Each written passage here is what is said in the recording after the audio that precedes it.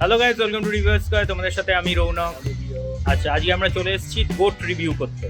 আমরা জাস্ট হল থেকে দেখে বেরোলাম। সিনেমাটা আমরা দেখেছি হচ্ছে হাফ টাইম অবধি, এবং এটার পেছনে কারণটা হলো হচ্ছে এটাই যে জাস্ট ভাইবসটা দিচ্ছিল জওয়ানের।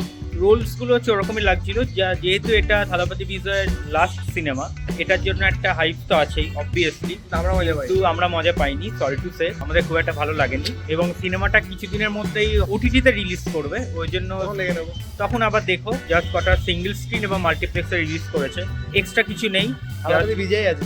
একদম বলতে গেলে সিনেমাটা ঠিক আছে, চলে, মানে ওয়ান টাইম ওয়াচের জন্য খুব একটা মোটামুটি সিনেমা। স্টোরি রিলেটেড বলতে চাও তাহলে তো এটাই বলবো যে জওয়ানের একটা সেম হাইপ দিচ্ছে ওখানে, কারণ যেখানে জওয়ানে যেমন বাবা ছেলে শাহরুখ খানের একটা সেম টাইপের ডুয়াল ছিল, সেম এজ এখানেও থালাপতি বিজয়ের একটা নিজের ক্যারেক্টার এবং তার ছেলের ক্যারেক্টার দুটোতেই রয়েছে।